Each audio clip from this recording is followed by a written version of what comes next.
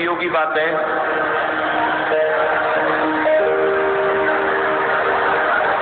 माताओं के लिए बता देते हैं, और कुछ घर से निकलते समय अगर हम लोग ये कार्य करके चलें तो घर में सफलता मिलेगी। ये बात बता देते हैं, उसके बाद कथा प्रारंभ करते हैं। माता बहनों के लिए थोड़ी शांति बना लें तो ज्यादा मन लगेगा बताने में।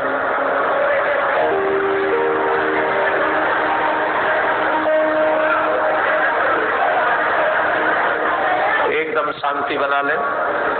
माता बहनों के लिए कुछ बातें बता देते, ध्यान से सुने। माता बहनों को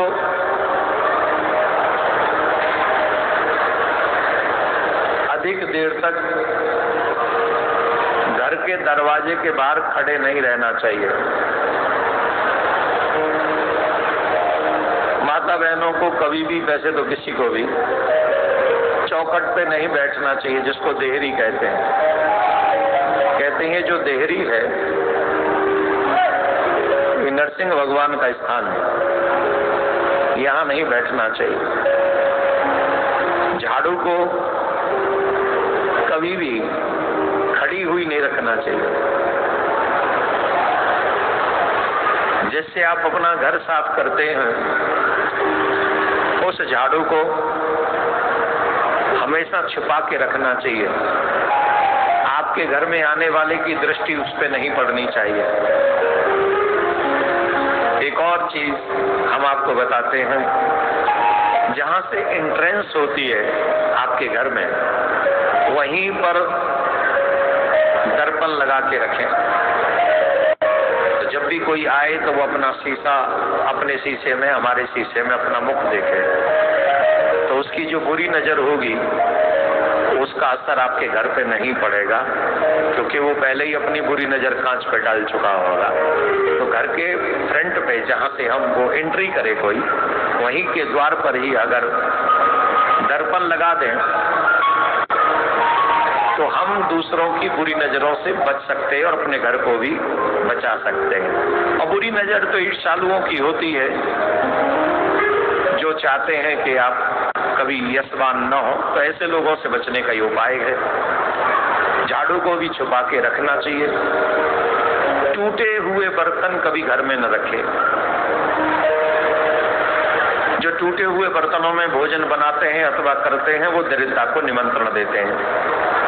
तो इन सब चीजों का ध्यान, ये छोटी छोटी बातें हैं, आप घर में रख सकती हैं, जिससे आपके घर में यश वैभव बढ़ा रहेगा और आपके जो चाहते हैं भावनाएं, शांति, समृद्धि बढ़ती रहेगी। दूसरा, जो भाई घर से बाहर निकलते हैं घर के कार्य को करने के लिए, कोई कार्य की सिद्धि के लिए जब आप निकलते हैं, अगर आप कुछ मांगलिक वस्तुओं का स्पर्श करते हुए घर से निकले तो आपके कार्य में सिद्धि होगी। आप जैसे घर का कोई काम करने जा रहे हैं, बाहर जा रहे हैं घर से,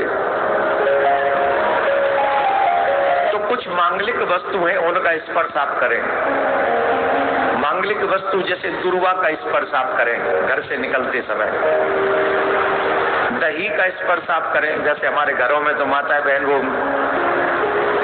मीठी दही खिलाते न, शक्कर डाल के जाने से पहले कहते थे घर खीर तो बाहर खीर। और आजकल तो माता बहन भी इस बात पे ज्यादा ध्यान देती नहीं, बोले हाँ जा चले जा, समय नहीं, मोबाइल से इतनी समय कहाँ है दही बनाए खीर बनाए, किस पे समय, ये सब बनाना पड़ता है। तो उतना समय नहीं है कि हम खीर बना दें कि दही बना दें। लेकिन दही का स्पर्श भी करें, घृत का स्पर्श करें, जल से भरे हुए घड़े का स्पर्श करें। और अगर कहीं मार्ग में गाय आ जाए बछड़े के सहित, उसका स्पर्श करें और उसका दर्शन करें। स्वर्ण का स्पर्श कर लें, अगर कुछ न हो तो स्वर्ण का स्पर्श कर लें। पीपल मिल जाए तो पीपल के वृक्ष का स्पर्श करें। अक्षत, अगर चावल मिल जाए तो उसका स्पर्श कर लें। और शहद मिल जाए तो उसका स्पर्श करें। अगर ब्राह्मण कन्या सामने से आ जाए तो उसके चरण का स्पर्श करें।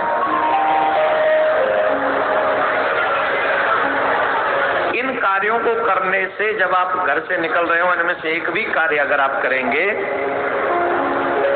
तो आपके शुभ कार्य में सिद्धि होगी।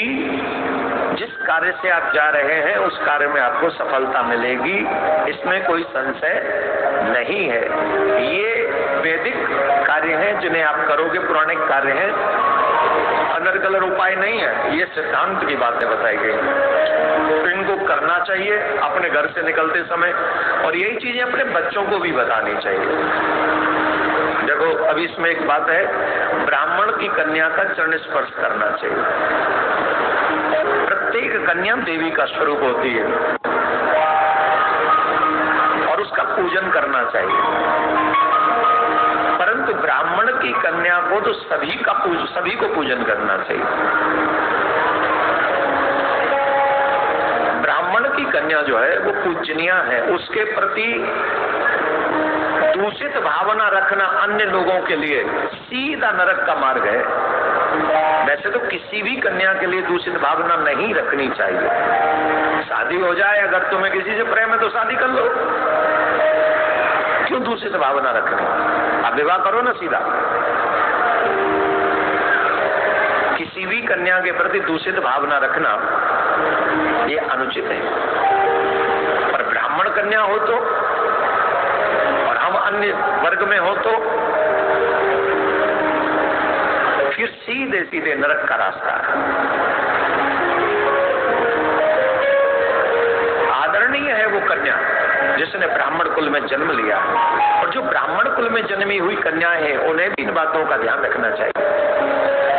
आजकल ये जो इंग्लिश मीडियम स्कूल है ना, इन्होंने सब नाश पीट दिया है। इसमें कोई चीजें वो बची नहीं है जो हमारे उद्धार के लिए है, हमारे मार्ग के लिए है, सब नाश पीट के रख दिया सबने।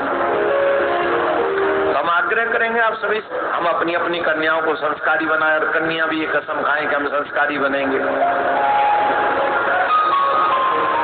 तुम्हें कोई कितना भी पाठ पढ़ाता रहे, जब तक तुम खुद नहीं समझोगी, या जब तक तुम स्वयं आज पूजन करा रही हो,